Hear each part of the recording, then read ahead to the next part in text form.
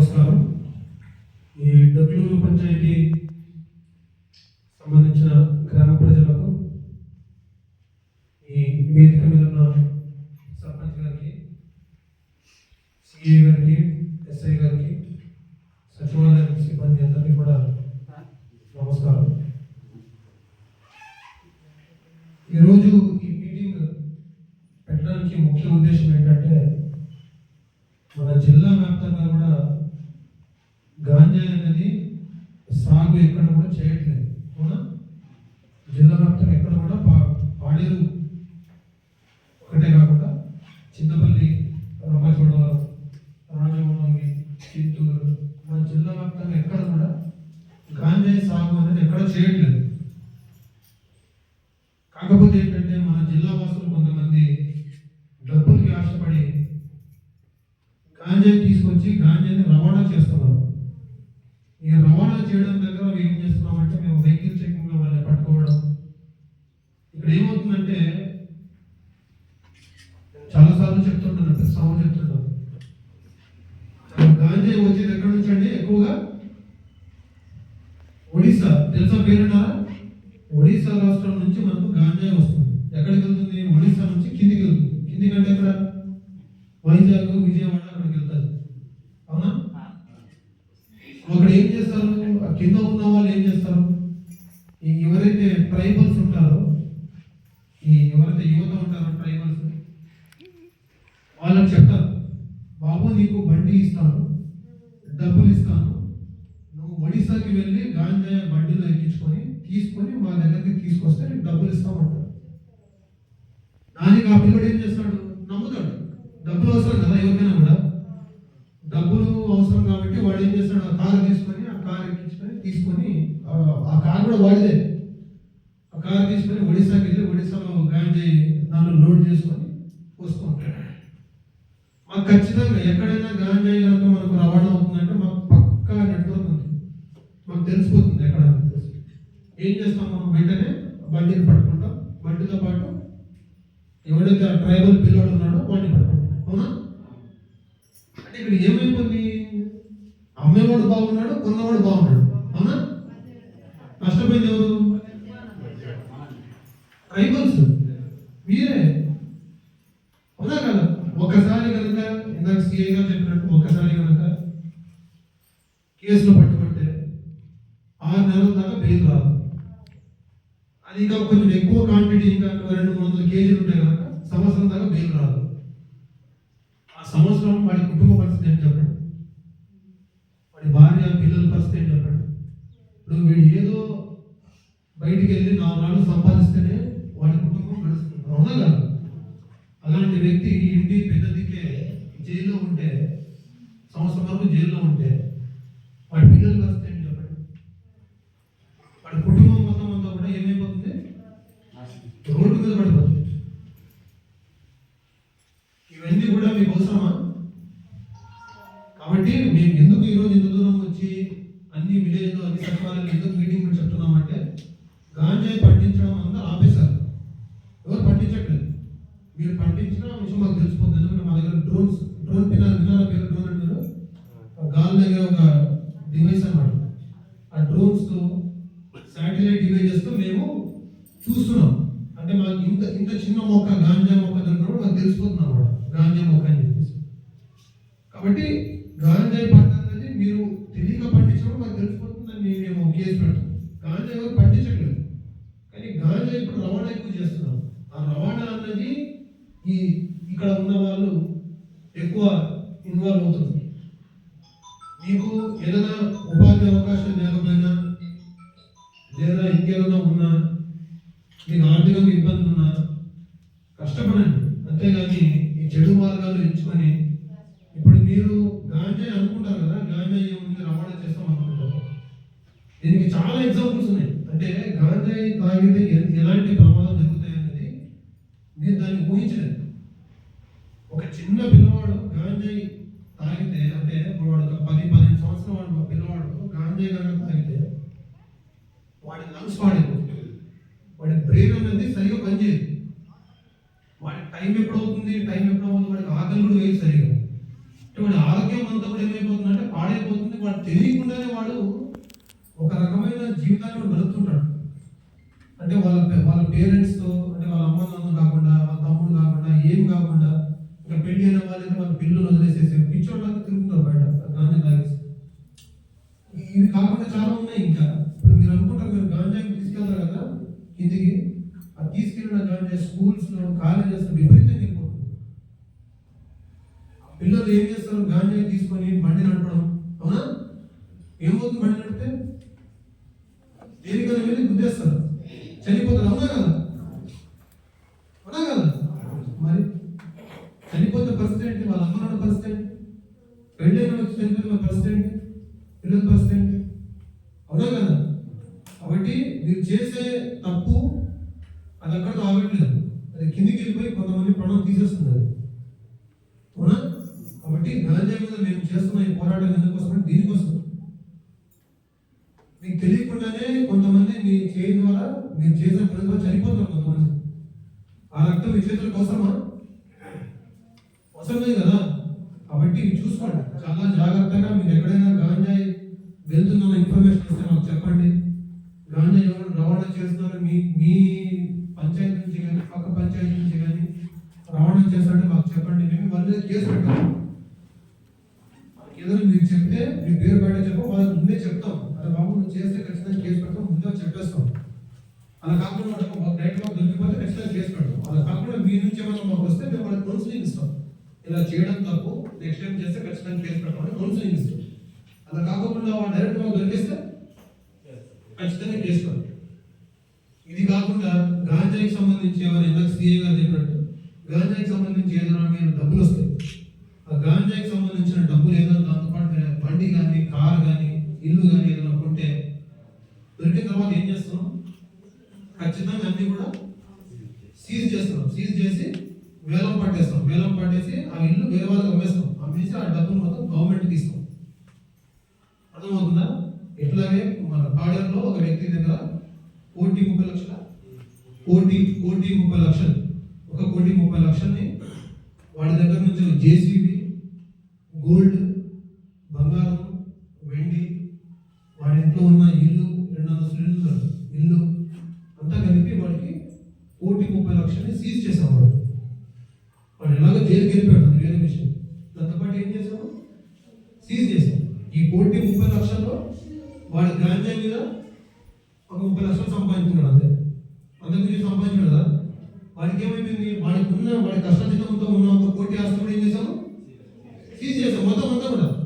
వాడు సంపాదించిన 30,00,000 గాంజా ద్వారా. అని మేమేం చేసాము? ఆ రిమైనింగ్ కోటి కూడా మొత్తం అంతా కలుపుకొని మొత్తం వీడు గాంజాని సంపాదించాడు అని చెప్పి సీజ్ చేసాం. కాబట్టి చాలా గట్టిగా చేస్తున్నాం గాంజా మీద. ఎక్కడ కూడా గాంజా మీద మాత్రం ఉక్కుపాదం మోపుతాం, దాంట్లో ఎటువంటి డౌటే లేదు. ఇందాక సర్పంచ్ గారు చెప్పినట్టు ఇక్కడ సారాయి విషయం ఎక్కువ ఉందని చెప్పారు. సారాయి విషయం మీద కూడా మనం ఈ వాటి నుంచే ఫోకస్ చేస్తాం. ఖచ్చితంగా చుట్టుపక్కల ఎప్పుడైనా సారాయి బట్టలు కానీ ఏదైనా ఉంటే కనుక వాటి మీద కేసు పెడతాం, వాళ్ళకు కూడా రిమాండ్ పెడతాం. సారాయి ఏదైనా ఒడిశా నుంచి ఏదైనా వస్తుందో దాన్ని కూడా మనం చూసి దాని మీద గట్టి యాక్షన్ తీసుకుంటాం. అదొకటి అందరూ కూడా గుర్తుపెట్టుకోండి. ఎవరు కూడా సారాయి అలవాటు ఉంటే కనుక తాగదు. మీరు ఎంతో కష్టపడి ఉదయం నుంచి సాయంత్రం దాకా కష్టపడితే ఎండనక వాళ్ళకి ఉన్నా కదా, ఎండనక వాళ్ళకి కష్టపడితే డబ్బులు వస్తాయి. డబ్బులు వస్తాయి మీకు కాదు కదా. వచ్చిన డబ్బుని దాచుకొని పెట్టుకుంటే రేపు పొద్దున్న మీకు ఏదైనా హెల్త్ పరంగా ఏదైనా మీకు ఏదైనా అయితే డబ్బులు ఉండకూడదా? మంచిగా డబ్బులు ఉండకూడదా? మరి ఆ డబ్బుని మీరు తాగి చిత్తనాటను, ప్యాకెట్ పోతుంటే ఏమొస్తుంది చెప్పండి? అవునా కదా? అందరూ గుర్తుపెట్టుకోవాలి. మీరు వెళ్ళి ఆలోచించండి, మీ ఇంట్లో వాళ్ళకు కూడా చెప్పండి. ఎవరు కూడా సారాయి వెళ్ళకండి.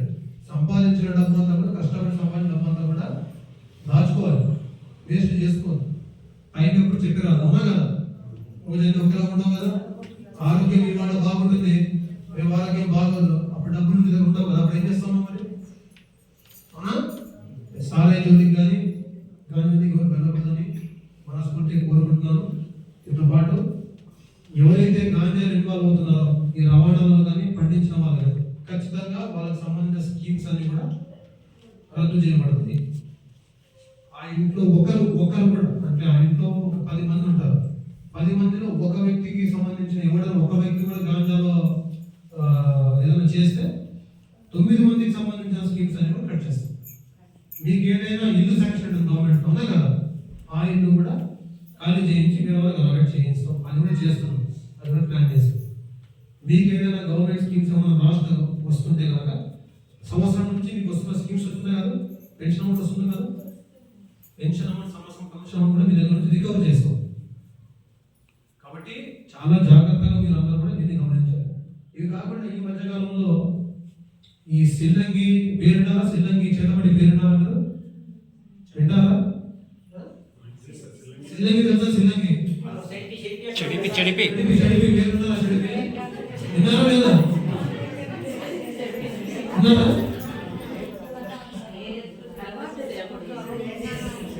ఈ చెడిపి సిల్లంగి వినండి వినండి చెప్తాను. చేతబడి చెడిపి సిల్లంగి ఏమవుతుందంటే జనాలు అయిపోయి ఇది నమ్మేసేసి వాళ్ళ ఇంట్లో ఒకడు బాగుపడితే వాడి ఇంట్లో ఏదో ఉంది, అందుకోసం వాడు బాగుపడినాడు, వాడు మా మీద చెడుపు చేస్తున్నాడు, మా మీద సిల్లంగి పెడుతున్నాడు, మా మీద చేతబడి చేస్తున్నాడు, మేము అందుకోసం మేము బాగలేము, మా కుటుంబాలు నాశనం అయిపోతున్నాయి, వీడు ఒకటే బాగుపడుతున్నాడని చెప్పేసి కొంతమంది నమ్మి గ్రామాల్లో ఏమవుతుందంటే చంపడానికి వెళ్ళిపోతున్నారు. అరకులో ఏమైందండి, ఇలాగే అరకులో ఒక దగ్గర లోకేరు పేరు అరకులో అక్కడ ఏమైందంటే ఒక వ్యక్తిని లాగే, వాడి పేరు అడారి గురువు. వాడు ఏం చేస్తాడంటే వాడి కొడుకుకి రీసెంట్గా ఏమన్నా గవర్నమెంట్ జాబ్ వచ్చింది. రీసెంట్గా టీచర్ జాబ్స్ వచ్చాయి కదా, టీచర్ ఏదో వచ్చాయి కదా, అందులో వాళ్ళ కొడుకుకి జాబ్ వచ్చింది, టీచర్ జాబ్ వచ్చింది. వీడు కూడా ఏం చేశాడు, వీడు కాఫీ పంటలు వేసుకుంటున్నాడు, కొంచెం బాగానే సంపాదించాడు. వచ్చిన డబ్బుతో ఒక దగ్గర చిన్న బేస్మెంట్ కట్టుకుని స్టార్ట్ చేశాడు. అవునా? అంటే అంతా కూడా ఏంటి, కష్టపడి చదివాడు, జాబ్ వచ్చింది, ఇప్పుడు కష్టపడి పొలం పని చేశాడు, అందుకోసం వీడు ఎందుకు కడుతున్నాడు. ఆ ఊర్లో వాళ్ళందరూ కూడా వీడు మా మీద చెడుపు చేస్తున్నాడు, వీడు ఒకటే బాగుపడుతుంది, మేమంతా బాగుపడట్లేదు, వీడి వల్ల మా గ్రామం అంతా కూడా చెడిపోతుంది అని చెప్పేసి ఆ గ్రామంలో మొత్తం ఓన్లీ ఉండేది 12 ఇళ్ళు మాత్రమే. 12 ఇళ్ళు ఒక వ్యక్తి, ఒక ఇంటి వ్యక్తి మీద అతను ఏం చేశాడు, గ్రామస్తులంతా కూడా కొట్టి వాటి మీద పెట్రోల్ పెట్టి తనని పెట్టి చంపేశాడు, చనిపోయాడు. తర్వాత ఏం చేశాం మేమంతా కూడా రిమైనింగ్ 12 ఇళ్ళు ఉంటాయి కదా, అందరి మీద కూడా కేసు పెట్టి రిమాండ్ పెట్టాం అందరి మీద. ఇప్పుడు ఏమైపోయింది, గ్రామంతో కూడా మొత్తం గ్రామంలో జైల్లో ఎవ్వరు బయట లేదు, చిన్న పిల్లలు తప్పితే ఆడ మగ అందరినీ కూడా జైల్లో పెట్టారు. అంటే ఆ గ్రామం అనేది ఆ రోజుతో ముగిసిపోయింది. అర్థమైంది మీకు? కాబట్టి ఈ సిల్లంగిలు, ఈ చెడులు ఇవన్నీ ఉండవు. నువ్వు బయటికి వెళ్ళి కష్టపడితే నీకేమొస్తాయి, డబ్బులు వస్తాయి, అవునా కదా? అంతే కదా? అలా కాకుండా నేను డబ్బులు లేకుండా నేను కూర్చుని జరగవు. మేమంతా కూడా ఈ సచివాలయం ఉండేది కానీ మేమంతా కూడా చదువుకొని కూడా వచ్చాం కదా, అవునా కదా? అందరిలాగా మేము కూడా సిల్లంగి పెట్టి వచ్చామనుకుంటారా? అలాగే ఉండదు. అర్థమవుతుందా? మీరు బయటికి వెళ్ళి కష్టపడి ఎండలుగా వారం కష్టపడితే మీకు డబ్బులు వస్తాయి, అంతే తప్ప ఈ సిల్లంగిలు చెడుపులు ఇవన్నీ ఉండవు. ఓకేనా? ఇంకొక విషయం చివరన, మీకు అంతా ఇటు నుంచి కిందికి వెళ్ళాలంటే మొత్తం ఘాటి ఉంది కదా, అవునా కదా? అందరికి హెల్మెట్ ఉన్నాయా? బండికి ఉన్నాయా? హెల్మెట్ ఉన్నాయా? హెల్మెట్ ఉన్నాయా లేవా? ఎవరు ఉండవు, చాలా తక్కువ మందికి ఉంటాయి. హెల్మెట్ అందరూ ధరించాలి. అర్థమవుతుందా? బైక్ మీద వెళ్తున్నప్పుడు హెల్మెట్ ధరిస్తే ఏమవుతుంది, మీకు కింద పడడం తలకేం కాదు, అవునా? మన బాడీలో అన్నింటి సెన్సిటివ్ పార్ట్ ఏంటి, అలానే కదా. ఎక్కడ చెయ్యి ఫ్రాక్చర్ చేయమని కట్టుకుంటే సరిపోతుంది, చెయ్యైనా కాలైనా ఇంకేదైనా నీకు ఏమవుతుంది, సెట్ అవుతుంది 1 మంత్లో. అది ఇక్కడ తగిలితే చచ్చిపోతుంది, అవునా? కాబట్టి బైక్ మీద అందరూ ఏం చేయాలా, హెల్మెట్ ధరించాలా. తాగి ఎవరు కూడా బండి నడపదు. తాగడం పాటు నేను ఏం చేయాలా, బాటిల్ తెచ్చుకో, శుభ్రంగా ఇంట్లో ఒక దగ్గర తాగి పడుకో, అంతే, అవునా కదా? సారే కాదు, నీకు తాగాల్సిన మంచి మంది తాగి ఇంట్లో నుండి అంత తప్ప నువ్వు బయటికి వెళ్ళి తాగిన తర్వాత బండి నడపడం, నువ్వు తాగినావు, నువ్వు ఎట్లాగో చెడిపోతావు, చచ్చిపోతావు. నీ వల్ల ఎదుటి వ్యక్తికి నష్టం అవుతుంది కదా. నువ్వు కారు తీసుకుపోయి తాగింటావు, గుద్దేస్తావు, పాపం ఎదుటి వ్యక్తి పాపం అమ్మాయి కూడా ఉంటాడు, వాడికి పిల్లలు ఉంటారా మరి. తాగి ఎవరన్నా బండి అంటే మాత్రం ఖచ్చితంగా క్లోజ్ చేస్తాం, దీంట్లో డౌటే లేదు. మేము మంచి మాటలు చెప్తాము, దాంతోపాటు మా పని కూడా మనం చేస్తాం. కాబట్టి ఎవరు కూడా తాగి బండి నడపడం అంటే చెయ్యదు, సరేనా? సో మీరందరూ కూడా గాంజాకు వెళ్ళారు కదా, గాంజాకు చేయరు కదా, రవాణా కానీ పండించడం చేయరు కదా. ఓకే, అందరూ హెల్మెట్ పెట్టి బండి నడుపుతారు కదా. ఈ సిల్లంగి చెట్లు నమ్ముతారా? నమ్మొద్దు, నష్టపోతాం, నమ్ముతారు, సరేనా? ఓకే, ఈ అవకాశం ఇచ్చిన మీ గ్రామ సర్పంచ్ గారికి, గ్రామ ప్రజలకు, సచివాలయం ఎంప్లాయీస్కి అందరికీ కూడా నమస్కారం. Sir thank you sir. Busy schedule ఉన్నప్పటికీ కూడా గౌరవ గ్రామ ప్రజలు ఉద్దేశించి చక్కని సందేశం తెలియజేశారు సార్. మనం చెప్పినట్టు ఈ గంజాయికి సంబంధించి రవాణా చేస్తే దాని యొక్క పర్యవసనాలు ఏ విధంగా ఉంటాయి, జీవితం ఎన్ని సంవత్సరాలు చేయిపోవాలవుతాం, ఆ విధంగా సంపాదించిన డబ్బులు కూడా, ఆస్తులు కూడా ఏ విధంగా సీజ్ చేసి వేలంపాట వేయడం జరుగుతుంది, వీటన్నిటి గురించి చక్కగా తెలియజేశారు సార్. అలాగే నాటకాల పైన ఖచ్చితంగా ఎక్కడెక్కడైతే అమ్మడం కానీ తయారు చేయడం కానీ చేస్తారో వాటిని యాక్షన్ తీసుకుంటాం సార్. ఈ రోడ్ సేఫ్టీ గురించి, అలాగే బాణామతి, ఈ చిలకి చెరుపు గురించి ఎవరు నమ్మొద్దని చెప్పేసి తెలియజేశారు సార్. అలాగే రోడ్ యాక్సిడెంట్స్ జరగకుండా ఉండడానికి ఎటువంటి నివారణ చర్యలు తీసుకోవాలన్నటువంటిది చెప్పారు సార్. Thank you sir. మరొకసారి సార్ మా గ్రామ ప్రజలందరి తరఫున సమావేశం హాజరైనటువంటి మా డిఎస్పీ సార్కి, సిఎస్ సార్కి, సర్పంచ్ గారికి మరొకసారి ధన్యవాదాలు తెలియజేసుకుంటూ ముగించుకుంటున్నాను.